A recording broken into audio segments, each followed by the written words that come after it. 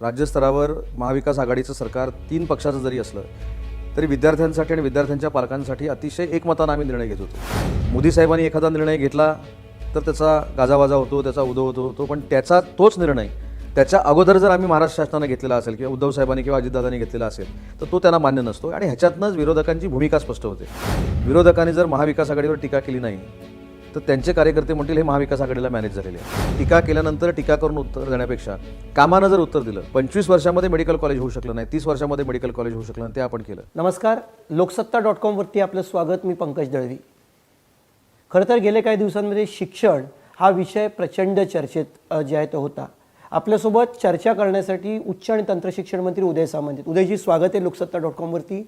उदयजी, लहानपणी शाळेमध्ये तुम्ही एखादा निबंध लिहिला असेल, नेहमी आपल्याला एक निबंधाला विषय असायचा, शाळा नसत्या तर, परीक्षा नसत्या तर, कॉलेज बंद पडली तर। आता खरंच या परिस्थितीमध्ये शाळा नाही आहेत, कॉलेजेस नाही आहेत, टेबलाच्या दुसऱ्या बाजूला बसून तुम्हाला आता निबंध लिहायला सांगितलं तर या विषयावरती कसा निबंध लिहाल, कॉलेजेस बंद झाली तर? खरं तर ही परिस्थिती जी आहे ती अतिशय बिकट आहे कोविडमुळं, आणि निबंध लिहिण्याचा विषय सत्यात उतरेल हे कोणाच्या स्वप्नामध्ये पण नव्हतं आणि ध्यानीमनी पण नव्हतं। परंतु आज परीक्षा आम्ही घेत नाही आहोत, कॉलेजेस सगळी बंद आहेत। या सगळ्यावर सांगताना मला या खात्याचा मंत्री म्हणून एवढंच सांगितलं पाहिजे की शेवटी प्राध्यापक आणि विद्यार्थी याच्यामध्ये संवाद घडला पाहिजे, वर्ग परत सुरू झाले पाहिजेत, कॉलेजेस परत सुरू झाली पाहिजेत। परंतु ज्या पद्धतीनं पॅन्डेमिक आहे आणि त्याच्यानंतर जे काही निर्णय देशपातळीवर म्हणण्यापेक्षा जगाच्या पातळीवर झाले, त्याचाच भाग म्हणून लॉकडाऊनमुळे ह्या सगळ्या गोष्टी थांबलेल्या आहेत। ऑनलाईन एज्युकेशन सिस्टीम आम्ही प्रगत केलेली आहे, पण असं असलं तरी मला असं वाटतं की ही सिच्युएशन तात्पुरती आहे। कारण ऑनलाईन एक्झाम घेणं, ऑनलाईन शिकवणं, ऑनलाईन प्रॅक्टिकल घेणं किंवा ऑनलाईन वायवा घेणं हे तात्पुरत्या स्वरूपाचं आहे। ज्यावेळी विद्यापीठाला असं वाटेल, डिझास्टरला असं वाटेल, डिझास्टर मॅनेजमेंटला की बाबा आता आपल्याकडचं कोविडचं प्रमाण हे कमी झालेलं आहे, मुलं आता कॉलेजमध्ये जाऊ शकतात, कॉलेजमध्ये जाऊन संवाद साधू शकतात, प्राध्यापक त्यांच्याबरोबर संवाद साधू शकतात, त्यावेळी सगळी कॉलेजेस सुरू होणार आहेत। पण सध्या परिस्थितीमध्ये आपण सांगितलेली वस्तुस्थिती खरी आहे की लहानपणी शाळा बंद झाल्या तर हा जो निबंध होता तो आता सत्यात उतरलेला आहे। म्हणजे पण खूप कन्फ्युजन दिसतं, म्हणजे कोणाच्या परीक्षा होणार, कोणाच्या नाही होणार, केंद्र सरकारशी त्याच्या बाबतीतलं कोऑर्डिनेशन, UGCचं गोष्टी, ह्या सगळ्या मॅनेज करताना तारेवरची कसरत करावी लागली, अडचणी येत होत्या केंद्र आणि राज्य बॅलन्स करताना? राज्यस्तरावर काहीच अडचणी नव्हत्या। राज्यस्तरावर महाविकास आघाडीचं सरकार 3 पक्षाचं जरी असलं तरी विद्यार्थ्यांसाठी आणि विद्यार्थ्यांच्या पालकांसाठी अतिशय एकमतानं आम्ही निर्णय घेत होतो। परंतु काही निर्णय जे अगोदर आम्ही घेतले आणि अंतिम वर्षाच्या सत्रापर्यंतच्या सगळ्या परीक्षा आम्ही रद्द केल्या, त्याच्यामध्ये एक वातावरण विद्यार्थ्यांमध्ये तयार झालं की आमची काळजी घेणारं कोणतरी आहे, पालकांमध्ये वातावरण निर्माण झालं की आमची काळजी घेणारं कोणतरी आहे, आणि हे वातावरण आमच्या विरोधकांच्या कदाचित लक्षात आलं असावं आणि म्हणून अंतिम वर्षाच्या परीक्षांसाठी विरोध झाला। अंतिम वर्षाच्या परीक्षा शेवटपर्यंत होऊ नयेत यासाठी मी प्रयत्न केलेला होता आणि सुप्रीम कोर्टामध्ये देखील आम्ही त्याचं उत्तर दिलेलं होतं। पण शेवटी लोकशाही आपण मानतो, सुप्रीम कोर्टानं परीक्षा घ्यायचा निर्देश दिले, आपण ती ऑनलाईन एक्झाम घेतली, MCQ पद्धतीने घेतली, पण दुसऱ्याच वर्षी 12वीच्या परीक्षा रद्द करण्याचा निर्णय केंद्र शासनाने घेतला। त्यावेळी सगळ्यांनी त्याचं समर्थन केलं। पूर्वी जे सांगत होते की कोविडची बॅच आहे, कोविडच्या बॅचचं असं होईल, कोविडच्या बॅचचं तसं होईल, त्या सगळ्या लोकांनी सांगायला सुरुवात केली की केंद्र शासनानं जो घेतलेला निर्णय आहे हा अतिशय विद्यार्थ्यांच्या दृष्टीनं उपयुक्त असा निर्णय आहे। म्हणजे शेवटी महाराष्ट्रातल्या विरोधी पक्षाचं राजकारण देखील या प्रसंगानं पुढं आलं आणि मला असं वाटतं की ज्यावेळी केंद्र शासनानं 12वीच्या परीक्षा रद्द करण्याचा निर्णय घेतला त्यावेळी देशात पहिले उद्धव ठाकरे साहेब अशी व्यक्ती असेल की त्यांनी पंतप्रधानांचं कौतुक केलं आणि त्यांना धन्यवाद दिले। मला असं वाटतं की राजकीय खिलाडू वृत्ती ही अशी असली पाहिजे, विरोधासाठी विरोध करायचा, त्याचा कुठेतरी विद्यार्थ्यांचा बळी द्यायचा, पालकांचा बळी द्यायचा, आणि परीक्षा रद्द करण्याचा जो निर्णय घेतलेला होता हा कुठेही विद्यार्थ्यांना परीक्षेपासून अलिप्त ठेवणं किंवा त्यांच्या अभ्यासक्रमावर कुठेतरी परिणाम करणं, त्यांच्या शैक्षणिक वर्षावर परिणाम करणं असा कुठचाही उद्देश नव्हता। परीक्षा रद्द करताना घेतलेला निर्णय पण आधी त्यांना त्याच्यात चुकीचं वाटतं विरोधकांना, आणि आता त्याचं स्वागत केलं जातं, केंद्रस्तरावरती तो निर्णय घेतला। काय वाटतं विरोधकांच्या या धोरणाविषयी काय सांगाल? तुमच्यावरती आरोप करतात महाविकास आघाडीत समन्वय नाही, हा समन्वय आहे का केंद्राचा आणि याचा? हाच तर कळीचा मुद्दा आहे। भाजप हा विरोध पक्ष, भाजपचं सरकार केंद्रामध्ये आहे, मोदी साहेबांनी एखादा निर्णय घेतला तर त्याचा गाजावाजा होतो, त्याचा उदो होतो, पण तोच निर्णय त्याच्या अगोदर जर आम्ही महाराष्ट्र शासनाने घेतलेला असेल किंवा उद्धव साहेबांनी किंवा अजितदादांनी घेतलेला असेल तर तो त्यांना मान्य नसतो आणि ह्याच्यातनंच विरोधकांची भूमिका स्पष्ट होते। मी त्यावेळी देखील सांगत होतो की आपण राजकारण करूया, राजकारणासाठीच आपण इथं आलेलो आहोत. आम्ही काय चुकलोय, तुम्ही काय चुकलोय हे सांगण्याचं निवडणूक हे चांगलं माध्यम आहे. पण विद्यार्थ्यांना केंद्रबिंदू मानून, विद्यार्थ्यांना टार्गेट धरून, त्यांच्या खांद्यावर बंदूक ठेवून विरोधक जे चापवत होते त्याच्यामध्ये त्यांचंच नुकसान झालं. आणि मला असं वाटतं की आता महाराष्ट्रातल्या विद्यार्थ्यांना आणि पालकांना देखील कळलेलं आहे की हे सगळं विरोधासाठी केलेलं आणि सत्ता मिळवण्यासाठी केलेलं कारस्थान होतं, याच्या पलीकडे काही पण नाही. तुम्ही म्हणता आम्ही राजकारण करण्यासाठी आलोय, ते त्यांच्या सोयीनुसार निर्णय घेत असं तुम्हाला वाटतंय. पण भरडला विद्यार्थी जातोय, कारण विद्यार्थ्यांना कन्फ्युजन होतं की बाबा काय करायचं. एका बाजूने म्हटलं होतं की कोविड बॅच म्हणून हिणवलं जाईल, दुसऱ्या बाजूला परीक्षा द्यायच्या का, दिल्या तर अभ्यास करायचा का, निकाल लागणार.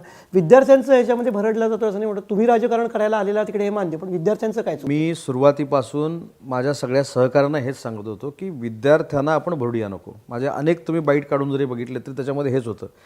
ते विद्यार्थ्यांमध्ये असं फीड करत होते की आम्ही कोविड बॅच म्हणून दर्जा देणार.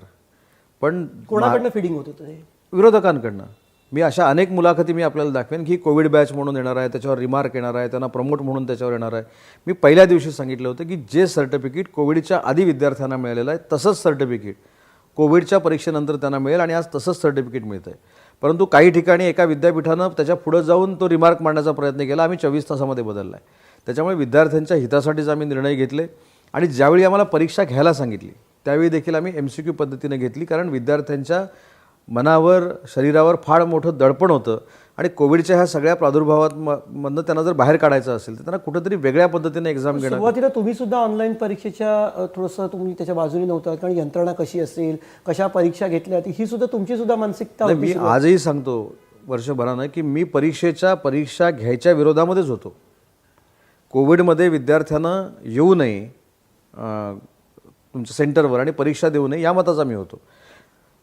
काही तर एपेक्स बॉडीने असं सांगितलं होतं की पेपर घरी पाठवा, पेपर 3 दिवस घरी द्या, तो लिहायला लावा आणि मग तो जमा करा. ह्या पण निर्णय काही राज्यांमध्ये झाले. मला त्याच्यावर काही बोलायचं नाही.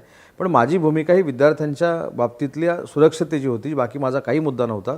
पण त्याच्यानंतर आज जर आपण बघितलं की मागच्या वर्षी ज्या एक्झाम झाल्या त्या कुठंतरी पाठीपुढे ऑनलाईन झाल्या असतील. पण आम्ही ती सिस्टीम एवढ्या चांगल्या पद्धतीने ॲडॉप्ट केलेली आहे की जी लोकं सांगत होती की गडचिरोली आणि चंद्रपूरला एक्झाम कनेक्टिव्हिटीमध्ये मुळे होऊ शकणार नाही, सगळ्यात चांगली ह्या वर्षीची एक्झाम आणि रिझल्ट हे गोंडवाना विद्यापीठाचे झाले. हे आमचं यश आहे. आता 10वी 12वीचे निकाल येतील, त्याच्यानंतर ॲडमिशनची प्रोसेस आपली कशी असणार आहे? 13वी किंवा पुढचे जे टेक्निकलचे विषय असतील त्याच्यासाठी काय तुमची यंत्रणा तयार आहे त्याच्यासाठी की काय? माझ्याकडनं 3 पद्धतीच्या 10वीच्या रिझल्ट नंतर आणि 12वीच्या रिझल्ट नंतर प्रवेशाच्या प्रक्रिया होतात. एक म्हणजे 10वी नंतर डिप्लोमा, 12वी नंतर डिप्लोमा, 12वी नंतर नॉन प्रोफेशनल कोर्सेस आणि 12वी नंतर प्रोफेशनल कोर्सेस. एक तर क्लिअर करून टाकलं आहे की 12वीचा रिझल्ट झाल्यानंतर प्रोफेशनल कोर्सेसची आम्हाला CET घ्यावीच लागेल. आणि ती आम्ही ऑगस्ट किंवा जुलैच्या कशा पद्धतीने CET? ऑनलाईन. पण ऑनलाईन जरी असली तरी सेंटरवर जाऊन द्यावी लागेल. आणि ती 1 दिवसाचीच परीक्षा आहे. जास्तीत जास्त सेंटर आम्ही वाढवतो. मागच्या वर्षी 197 होती, आता आम्ही 350 पर्यंत गेलेलो आहेत. कमीत कमी विद्यार्थी तिथे येतील आणि ती एक्झाम देतील. मुद्दा राहिला 10वी नंतर पॉलिटेक्निकच्या प्रवेशाचा. तो पण निर्णय आम्ही घेऊन टाकलेला आहे की 10वीच्या मार्कलिस्टवर जे काय मार्क्स असतील त्याच्याच पद्धतीनं आपण ॲडमिशन पॉलिटेक्निकला द्यायच्या. आता उरला मधला भाग, BA, BCom, BSc जे पारंपरिक आपले विषय आहेत त्यांचे, त्याच्यामध्ये 2 प्रवाह आहेत की 12वीच्या रिझल्टनंतर CET घ्यावी किंवा 12वीच्या मार्क्सवर द्यावं. आता इथं आमच्यामध्ये कन्फ्युजन काय आहे, अजून 12वीचं मार्कलिस्ट कसं होणार आहे हेच आम्हाला माहिती नाही. 12वीचा रिझल्ट कसा लागणार आहे, परीक्षा रद्द झाली पण रिझल्ट जो ज्या दिवशीपर्यंत रिझल्ट आमच्या 10वीची असेसमेंट ही 9वीच्या मार्कांवरनं केली जाते, 12वीची तशीच झाली तर अडचणीच होईल पुढे तुम्हाला. नाही, ज्या पद्धतीनं पॅटर्न असेल त्या रिझल्टचा त्या पद्धतीनं आम्ही निर्णय घेऊ. त्याच्यासाठी काही प्राचार्यांची देखील मी चर्चा केलेली आहे, जे सिनियर प्राचार्य आहेत, तज्ज्ञ आहेत, त्यांच्याशी देखील चर्चा केलेली आहे. पण एक मात्र क्लिअर आहे की पॉलिटेक्निकची ॲडमिशन असू दे, इंजिनिअरिंगची ॲडमिशन असू दे किंवा UGची ॲडमिशन असू दे, एकही विद्यार्थी प्रवेशापासून वंचित राहणार नाही ही खबरदारी आम्ही नक्की घेतलेली आहे. म्हणजे या सगळ्यामध्ये विद्यापीठाचे प्रमुख म्हणून राज्यपाल असतात. मधल्या काळामध्ये राज्यपाल आणि तुमच्यामध्ये सुद्धा कुठेतरी एक विसंवाद दिसून आला. अगदी म्हणजे राज्यपालांनी मुख्यमंत्र्यांना पत्र लिहिण्यापर्यंत हा विषय गेला होता. जमतं का आता तुमचं राज्यपालांसोबत? गेलायत का भेटायला त्यांना? यातनं मला एकच वाटतं की राज्यपाल महोदयांनी मुख्यमंत्री महोदयांना जे पत्र माझ्याबद्दल लिहिलं याचा अर्थ मी काहीतरी काम करतोय. त्यांच्या राज्यपाल महोदयांच्या म्हणण्यानुसार ते चुकीचं असेल, तुम्ही निर्णय घेतले तर ते चुकीचे असं असेल, म्हणजे मी काहीतरी निर्णय घेतले, म्हणजे मी निर्णयक्षम मंत्री आहे हे सर्टिफिकेट मला राज्यपाल महोदयांनीच दिलं. राज्यपाल महोदयांचं आणि माझं कुठचंही तात्विक वाद देखील नाहीत आणि शेवटी घटनेनं माझ्यापेक्षा कितीतरी मोठं राज्यपालांचं पद आहे. गेल्याच 2 महिन्यामध्ये किमान 6 कार्यक्रमांना आम्ही एकत्र होतो पदवीदान समारंभाला. अनेक वेळा तिथं देखील त्यांनी माझं कौतुक केलेलं आहे. तर मला असं वाटतं की शेवटी ती सिनियर व्यक्ती आहे, अनेक वर्ष ते राजकारणामध्ये आहेत. मला माहीत नाही त्यावेळी त्यांचा गैरसमज का झाला, पण आज माझे आणि त्यांचे संबंध अतिशय स्नेहाचे आहेत. मी आजही त्यांच्याकडे जातो, त्यांचं मार्गदर्शन घेतो. कुलपती म्हणून मला त्यांना भेटावं लागतं. त्याच्यामुळे असं कुठेही विसंवाद आहे किंवा आम्ही एकामेकाला असं कुठेतरी पाण्यात बघतोय असं काही नाही. या स्नेह निर्माण होण्याचा संबंध उदय सामंत आणि देवेंद्र फडणवीस भेटीशी आहे का? आणि चर्चा झाली होती त्या भेटीविषयी भरपूर. देवेंद्रजींची आणि तुमची भेट झालेली, तिकडे कुठेतरी देवेंद्रजींनी पॅचअप करून दिलं. ते देवेंद्रजींचे आणि माझे संबंध हे काल परवाचे नाहीत. देवेंद्रजी पण ज्या तुम्ही ते विरोधी पक्ष नेते आहेत, तुम्ही एका खात्याचे मंत्री आहात, शिवसेना भाजपामध्ये वितुष्ट आहे, वाद मतभेद दोन्ही आहेत. असं असताना तुम्ही देवेंद्रजींना भेटलात, त्याच्यानंतर राज्यपालांशी तुमचे काही ना काहीतरी विसंवाद होता, अशा वेळी भेटलात. कुठे ही भेट कारणीभूत आहे सगळं काही नीट व्हायला? माझी आणि देवेंद्रजींची जी भेट झाली ती कुठेही राजकीय झाली नाही. मी अनेक वेळा सांगितलं की महाराष्ट्र राज्याची राजकीय संस्कृती आहे. या राज्याला यशवंतराव चव्हाण साहेबांचा वारसा आहे, आदरणीय बाळासाहेबांचा वारसा आहे आणि त्यांनी एक वेगळ्या पद्धतीचे संस्कार, राजकीय संस्कार ह्या महाराष्ट्राला दिलेले आहेत. मी सुरुवातीला रेस्ट हाऊसला होतो आणि त्याच्यानंतर महाराष्ट्र राज्याचे माजी मुख्यमंत्री जे मला सिनियर आहेत ते जर रेस्ट हाऊसला येणार असतील तर हा राजकीय एथिक्सचा भाग आहे की मी त्यांना भेटलो ना, मी आणि जाहीर भेटलो, रेस्ट हाऊसमध्ये भेटलो आहे, BJPच्या कार्यकर्त्यांच्या आणि शिवसेनेच्या कार्यकर्त्यांच्या समोर भेटलो आहे. मी लपून छपून नाही भेटलो. आणि मला जर गौपनीय भेट घ्यायची असती मी नागपूरला गेलो असतो, दिल्लीला गेलो असतो, चेन्नईला गेलो असतो, हैदराबादला गेलो असतो. राज्यपालांशी चांगले संबंध ती जबाबदारी. राज्यपालांच्या संबंधाचा गैरसमज दूर करण्याचा त्या भेटीचा काही संबंध नाही. मी त्यांना सांगितलं की तुम्ही माझ्या मतदारसंघामध्ये आलेला आहात, माजी मुख्यमंत्री म्हणून तुमचं स्वागत आहे. त्यांनी देखील माझ्या काही निर्णयाचं स्वागत केलं. त्याच्यामुळे एवढी चर्चा आणि ती 4 चौघात झाली, अशी छुप्या पद्धतीने कुठं झाली नाही. म्हणजे कोकणाविषयी काय सांगाल? म्हणजे तुम्ही रत्नागिरी जिल्हा यापूर्वी सांभाळलेला आहे किंवा आता सिंधुदुर्गची जबाबदारी तुमच्याकडे, काय महत्त्वाकांक्षी गोष्टी या जिल्ह्यात होणार आहेत? रस्त्याची कामं ही कायम होत असतात. रस्ते, पाणी ह्या सगळ्या गोष्टी होतच असतात. यावर्षी 2 ज्या घटना आमच्याकडे घडल्या, एक म्हणजे निसर्ग वादळ आणि तोक्ते वादळ, ह्यानं कोकणाचं फार नुकसान झालं. पण ह्या नुकसानामध्ये देखील उद्धव ठाकरे साहेब कोकणाच्या मागं अर्थमंत्र्यासकट उभे राहिले. हे आपण सगळ्यांनी बघितलेलं आहे. म्हणजे NDRF आणि SDRFचे नॉर्म्स हे बदलून आम्हाला जिथं मदत कोकणाला दिली गेली. म्हणजे काल परवाचं उदाहरण जर द्यायचं झालं तर आम्हाला 72 कोटी रुपये मिळणार होते केंद्र शासनाच्या निर्णयाप्रमाणे, पण ते ओव्हररूल करून 252 कोटी रुपये कोकणाला या वादळामध्ये मिळाले. मागच्या वेळी 360 कोटी रुपये मिळाले. अशा परिस्थितीतनं कोविडच्या वातावरणात आम्ही सगळे वाटचाल करतो आहे. तरीसुद्धा मला असं वाटतं की सिंधुदुर्गवासियांचं स्वप्न होतं मेडिकल कॉलेजचं. 30 वर्ष सगळे सांगत होते. अनेक प्रायव्हेट कॉलेज झाले असतील पण शासकीय वैद्यकीय महाविद्यालय झालं नव्हतं. उद्धव ठाकरे साहेबांनी आढावा बैठक घेतली फेब्रुवारीमध्ये मुख्यमंत्री झाल्यानंतर कोविड आला आणि कोविडच्या कालावधीमध्ये देखील अजितदादांच्या सहकार्यानं, म्हणजे अर्थमंत्र्यांच्या सहकार्यानं, अमित देशमुखांच्या सहकार्यानं आणि राजेश टोपेंच्या सहकार्यानं 996 कोटी रुपये माझ्या सिंधुदुर्ग जिल्ह्याच्या मेडिकल कॉलेजसाठी मंजूर झाले. यावर्षीपासून मेडिकल कॉलेज सुरू होईल. श्रीपाद नाईक साहेबांचे देखील मला धन्यवाद मानले पाहिजेत. श्रीपाद नाईक साहेब त्यांचा जो आयुर्वेदिक प्रकल्प जो आहे 100 कोटीचा, ते कुठेही देऊ शकले असते, पण महाराष्ट्रामध्ये चढावड होती, तो कुठं न्यायचा प्रकल्प, पण तो आम्ही आढाळीने आणला सिंधुदुर्गामध्ये. त्याच्यामुळे शैक्षणिकदृष्ट्या रत्नागिरी आणि सिंधुदुर्ग मला असं वाटतं की बाकीच्या जिल्ह्यांच्या स्तरावर असावेत. म्हणजे पुण्यासारखं असावं, मुंबईसारखं असावं, या पद्धतीनं मी कामकाज करतो आहे. रत्नागिरीचं जर बघितलं तर कोकणात इंजिनिअरिंग कॉलेज नव्हतं. यावर्षीपासून रत्नागिरीला शासकीय इंजिनिअरिंग कॉलेज सुरू होतं आहे. ICT सारखी एक संस्था आपण रत्नागिरीमध्ये देतो आहे. शासकीय विधी महाविद्यालय आपण नेतो आहे. बाटूसारखी संस्था आपण तिथे नेतो आहे. तर मला असं वाटतं की जे काय माझ्या डिपार्टमेंटच्या माध्यमातून कोकणामध्ये करता येईल, मला असं वाटतं की या 2 जिल्ह्यामध्ये शैक्षणिक हब निर्माण झाला पाहिजे, एज्युकेशनल हब निर्माण झाला पाहिजे म्हणून माझे प्रयत्न आहेत. आणि एक सगळ्यात महत्त्वाची मी गोष्ट सांगतो की आम्ही सगळेच छत्रपती शिवाजी महाराजांचा आदर्श डोळ्यासमोर ठेवून काम करतो, भाषणात देखील सांगतो. मला असं वाटतं की त्यांचं स्मारक पुतळ्याच्या रूपाने अनेक ठिकाणी आहे, किल्ल्याच्या रूपाने अनेक ठिकाणी आहे, परंतु विद्वत्तेच्या दृष्टीनं देखील छत्रपती शिवरायांवर अभ्यास झाला पाहिजे म्हणून आंतरराष्ट्रीय दर्जाचं ग्रंथालय आणि आंतरराष्ट्रीय दर्जाचं छत्रपती शिवाजी महाराजांवरचं रिसर्च सेंटर देशात पहिल्यांदा रत्नागिरीमध्ये होतं आहे. यशवंतराव मुक्त विद्यापीठ आणि महाराष्ट्र शासन याच्या कोलॅबरेशनमध्ये ते होतं आहे. अनेक विद्यार्थ्यांना शिवाजी महाराजांवर जर अभ्यास करायचा असेल तर त्यांना रत्नागिरीमध्ये यावं लागेल. याच्यामधनं रत्नागिरीची म्हणजे काय म्हणतात त्याला चलन असेल त्या चलनामध्ये फरक पडेल, लोक येतील, टुरिझम वाढेल, स्थानिकांना व्यवसाय मिळेल. अशा दृष्टीनं कोकणात आम्ही पावलं टाकतोय. पण कोकणामध्ये विशेषतः सिंधुदुर्गामध्ये राणे पितापुत्रांची मदत मिळते का तुम्हाला सहकार्य? कारण प्रत्येक शिवसेनेच्या विरोधात गोष्टींवरती ते आरोप करतायत. ज्यांनी शिवसेना भवनासमोर आंदोलन केलं त्यांचा सत्कार नितेश राणे, निलेश राणे करतायत. कोकणात मदत होते का तुम्हाला राणेंची? मला असं वाटतं की या सगळ्या सवयी मतदारांना पहिल्यापासून आहेत. शिवसेनेला कोण विरोध करतंय, किती निवडणुका झाल्या, किती निवडणुकामध्ये कोण जिंकलं, कोणाचा पराभव झाला, कोकणवासीय देखील त्या सगळ्या गोष्टीकडे दुर्लक्ष करतात. स्वतः मुख्यमंत्री महोदय तर करतातच, परंतु आम्ही देखील दुर्लक्ष करतो. मला असं वाटतं की टीका केल्यानंतर टीका करून उत्तर देण्यापेक्षा कामानं जर उत्तर दिलं. आज सिंधुदुर्गवासियांना कळलं ना, 25 वर्षामध्ये मेडिकल कॉलेज होऊ शकलं नाही, 30 वर्षामध्ये मेडिकल कॉलेज होऊ शकलं नाही, ते आपण केलं. आंगणेवाडीची जत्रा आम्ही सगळे अगदी मोठमोठ्यानं सांगतो की आंगणेवाडीची जत्रा एवढी मोठी असते, पण आंगणेवाडीच्या जत्रेला त्या गावाला पाणी होतं का, तिथं डॅम होता का? तो 22 कोटीचा डॅम मुख्यमंत्री महोदयांनी मंजूर केला. आजपर्यंत पर्यटन जिल्हा म्हणजे मला आपल्याला देखील विनंती करायची आहे की पर्यटन जिल्हा म्हणजे तुम्ही जर रत्नागिरी शहरामध्ये आला आणि रत्नागिरी शहराच्या गेस्ट हाऊसमध्ये गेला, तुम्हाला एक वेगळं फील येणार की रत्नागिरीचं एक महाराष्ट्रातलं 2-3 नंबरचं आमचं ते 5 स्टार विश्रामगृह आहे.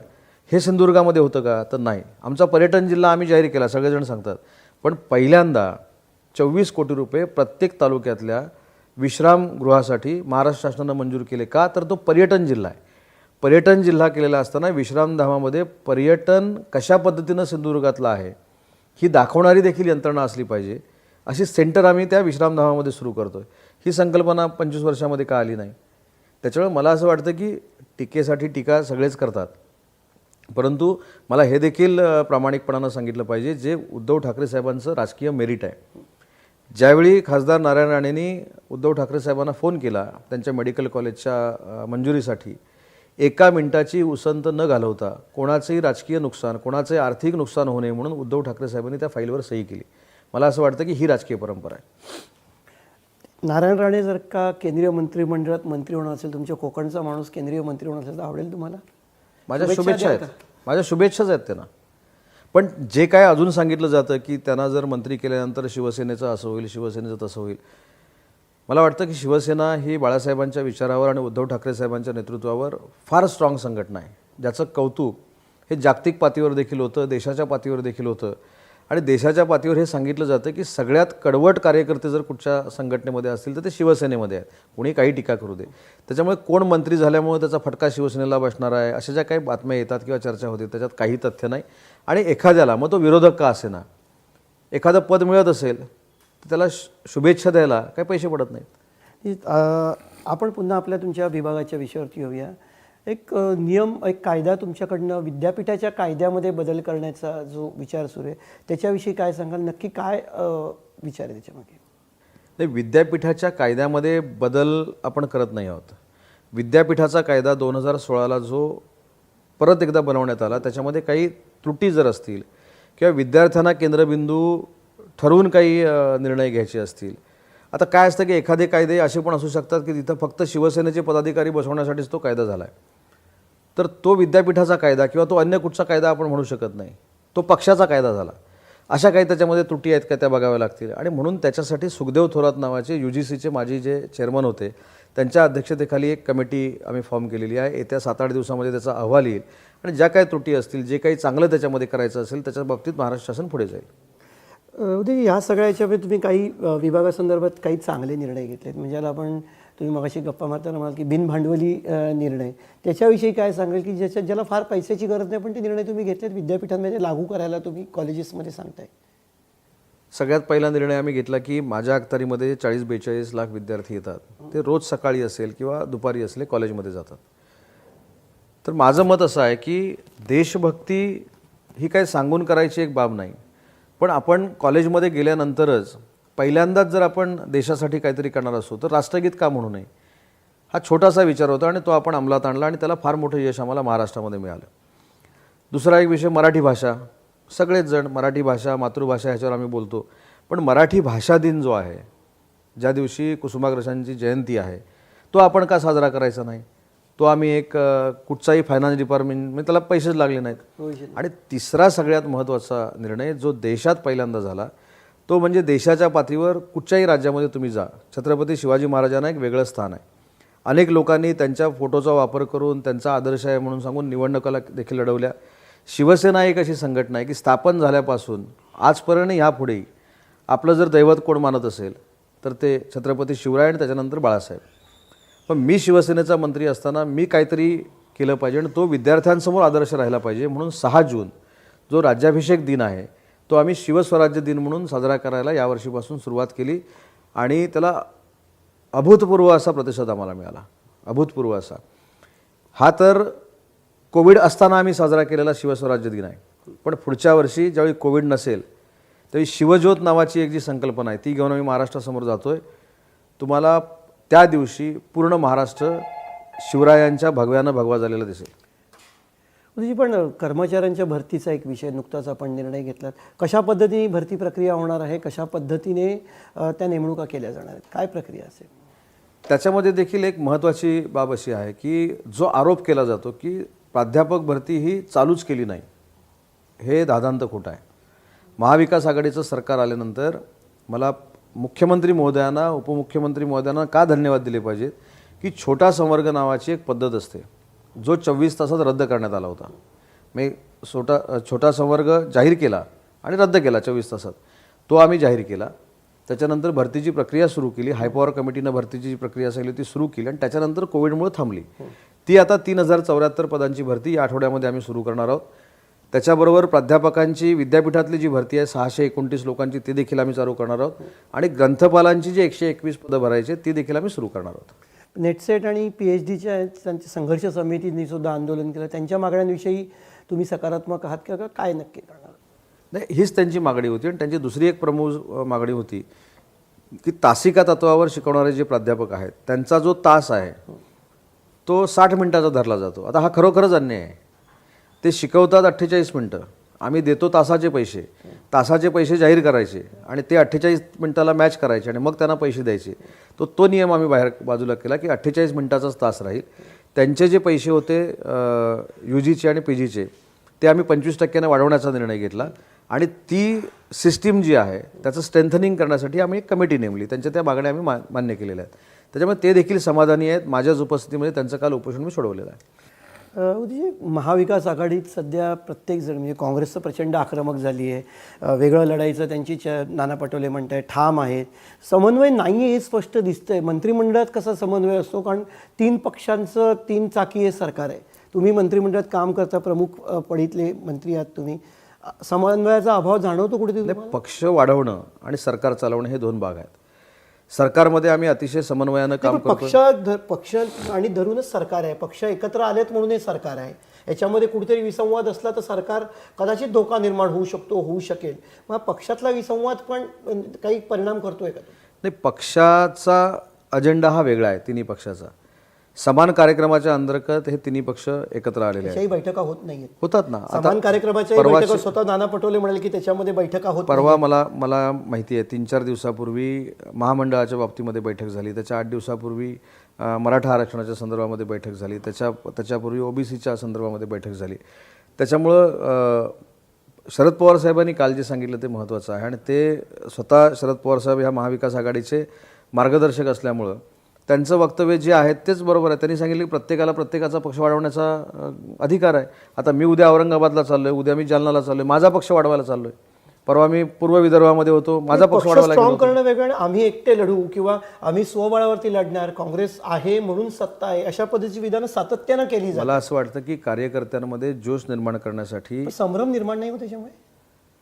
मला नाही वाटत. कारण शेवटी याच्यामध्ये अजितदादांनी देखील एक चांगलं उत्तर दिलेलं आहे की जोपर्यंत शरद पवार साहेब, उद्धव साहेब आणि सोनिया गांधी मॅडम हे एका विचारानं चालत आहेत तोपर्यंत मी जरी उद्या माझ्या मतदारसंघामध्ये स्वबळानं लढणार आहे असं म्हटलं तरी शेवटी नेते निर्णय घेणार आहेत. त्याच्यामुळे मला असं वाटतं की प्रदेशाध्यक्ष काँग्रेसचे स्वबळावर जी लढतो म्हणून सांगते ही त्यांची भूमिका आहे, त्यांचा पक्ष वाढण्याची ती भूमिका आहे आणि कार्यकर्त्यांना जोश निर्माण करण्यासाठी केलेली ती भूमिका आहे. आणि भविष्यामध्ये अशा पद्धतीनं स्वबळावर लढण्याचा निर्णय झाला तर शेवटी प्रत्येक पक्ष जो आहे तो निवडणुकीच्या तयारीमध्येच असतो.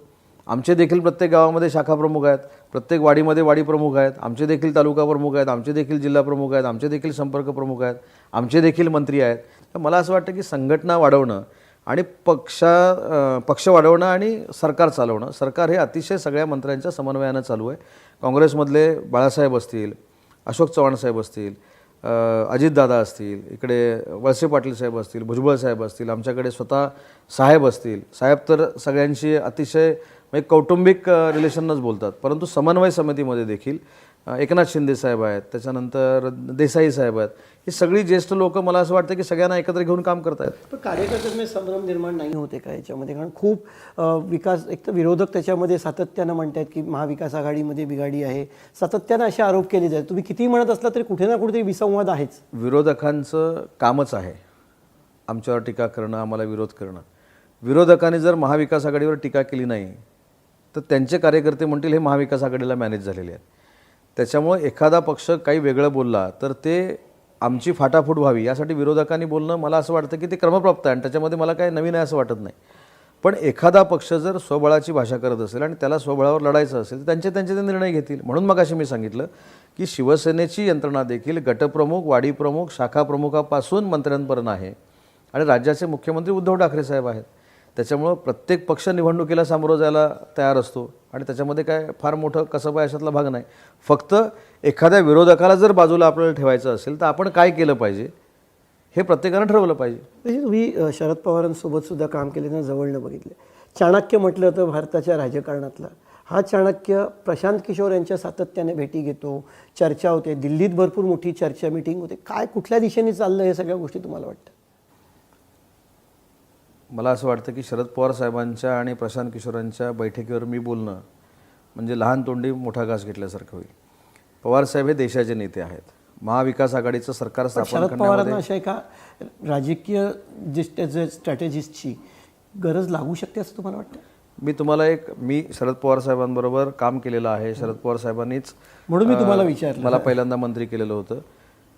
प्रशांत किशोरना कशासाठी बोलवलं मला माहीत नाही, पण शरद पवार साहेब सर्वसामान्यातल्या सर्वसामान्य माणसाचं ऐकून घेतात.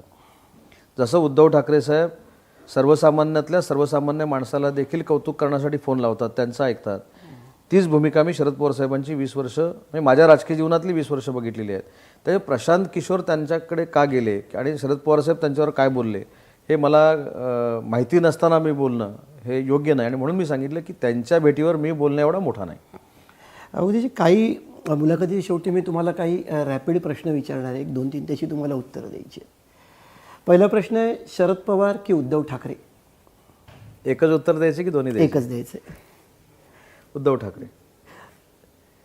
गृहनिर्माण की उच्च आणि तंत्र शिक्षण? उच्च व तंत्र शिक्षण. नाटक की चित्रपट? चित्रपट. मुंबईचा समुद्रकिनारा नरिमन पॉईंट की कोकणचा? कोकण. तर हे होते उच्च आणि तंत्र शिक्षण मंत्री उदय सामंत. आपण त्यांच्याशी गप्पा मारल्या, खात्यातल्या अनेक त्यांच्या विभागाच्या अनेक विषयांवरती आपण चर्चा केल्या, राजकीय गोष्टींवरती सुद्धा चर्चा करण्याचा प्रयत्न केला. पण ते त्याच्यावरती अतिशय एखादा मुरलेला खेळाडू असतो त्याप्रमाणे त्यांनी ते प्रश्न जे आहेत ते टोलावून लावले आणि त्याला उत्तरं देणं त्यांनी सोयीस्करित्या टाळलं असं मी म्हणेन. उदयजी धन्यवाद लोकसत्ता.com शी चर्चा केल्याबद्दल.